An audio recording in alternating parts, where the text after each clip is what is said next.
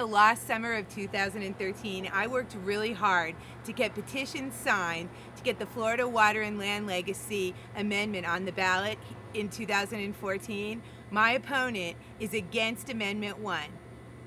In the legislative session in 2013, there was a bill, House Bill 999, which, among other things, gave 30-year no-bid land leases to the big sugar companies in the Everglades agricultural area south of the lake.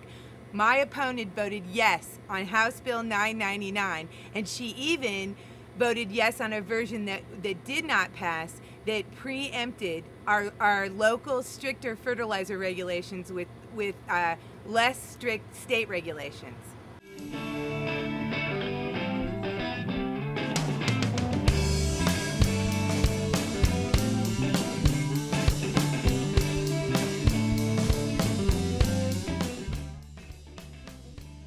This is 10 Minutes with Tiki. I'm Tiki Steve, and I'm here with Mary Higgins, who is District 82 in Florida, running for office on, when's the election? November 4th, November right? 4th. That's for all you people that don't know when that happens. These midterm elections just really mess people up really bad.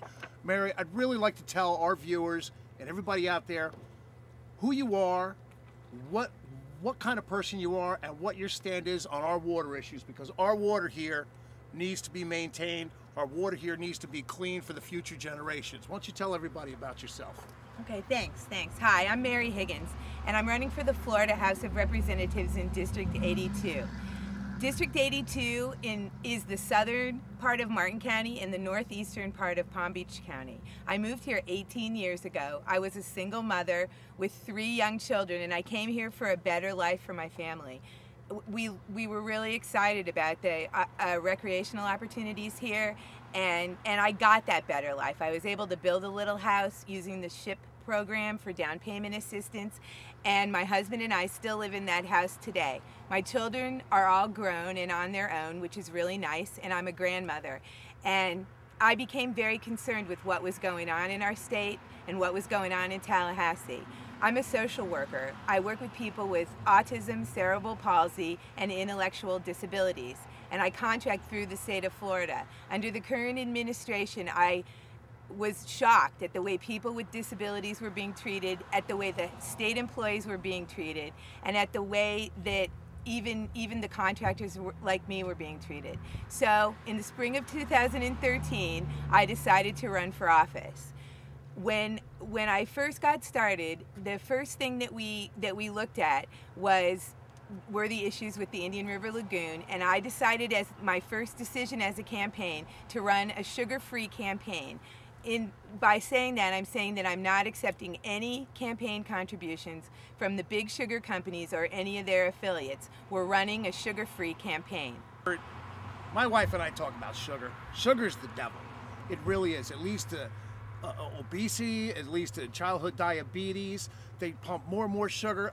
I don't know about anybody else, but I know that you're just in District 82, but on a bigger level, I think we should stop subsidizing the sugar industry. I think we should end the sugar embargo with Cuban sugar and start putting sugar on the open market and run where it is. Stop putting it what do they use it for? Gasoline, for ethanol? They mix it with ethanol or something like that? Does anybody else know about that? Anybody else know how they mix it in there with that? From what I've heard, it destroys the motors of your car. It's just strictly garbage. Sugar is the devil. I'm a one-issue guy. There's a lot of people that are one-issue people out there, but there's also a lot of people that want to know what else is on your mind and what we can expect from you when you're elected. Why don't you tell everybody out there? Okay, well, I think we need to continue to advocate for some of the things that are going on, SEP and SERP, and we need to, the Tamiami Trail does need to be raised. Agricultural runoff is going to have to be addressed, and another big issue is septic to sewer, and I think the state needs to help the homeowners make those changes. I think the state should be involved in that septic to sewer conversion. Septic to sewer, you're talking about some of our area here start bringing city water in and city sewer in, is an infrastructure like that you're talking about, right? Yeah, that's what exactly what I'm talking about. A lot of the houses on the Indian River Lagoon have septic systems, And we're going to have to identify where the biggest polluters are, and then we're going to have to start there in converting the septic systems to city water and sewer. Well, I'll tell you, one of the things that they can do is there's a train track that runs right up and down this river here, and that sounds like prime real estate to run a pipe through it, so you don't have to run it through any streets. There's a train that gets used up there, and maybe we can run the pipeline up along there. What are your ideas on that? Or do you think that they're just going to start running 32 passenger trains a day through our town, screwing up the bridges? Boats won't be able to get moved in and out. Property values will be going down. Just when it's coming back. Just when it's coming back with real estate down here, they're going to put a train in there. Personally, I think it's a bad idea. I think if they're going to put a train, put the tracks west. I don't think the cows mind so much. I really don't think the cows are going to mind. What are your thoughts on All Aboard Florida? Well, I took a stand on All Aboard Florida quite a few months ago, and you can see that in writing on the FloridaNotAllAboard.com website. I think it's a very bad idea for a lot of different reasons. For me, it's primarily safety. I think that it's to no benefit of the people. There's no benefit to the people of the Treasure Coast, and a lot of sacrifice financially and just sacrificing our way of life here. I think that the good option would be to move the trains to the west. You know, I think it would be different if there was like maybe a commuter stop from, let's say, Vero down to Jupiter or something like that. I think that would be a good idea and probably help commerce up and down the Treasure Coast, but that's not the case. For some reason, I have a feeling that this is just a ruse to say they're throwing passenger trains through here, and once that Panama Canal opens, you're going to have twice as many freight trains coming up and down here. You're never going to be able to make a crossing. There's a huge safety issue with it. Huge safety issue with me. I mean, there's a lot of old people around here, and sometimes they have emergencies. And, you know, I'm not trying to give anybody a hard time. I'm old myself. And it's not just old people. At the crossing where I live in Port Salerno, the people on the east side of the crossing are concerned about their children who walk to school over that crossing, and they walk to middle school. And we know what kids are doing these days when they're walking. They're looking at their telephone. So it's a monumental safety issue, and it's not okay. It's not good for the Treasure Coast. Listen, when you're elected, as a freshman, what kind of obstacles do you think you're going to have to jump over to get your agenda put in place that's really going to help us in the future for our lagoon?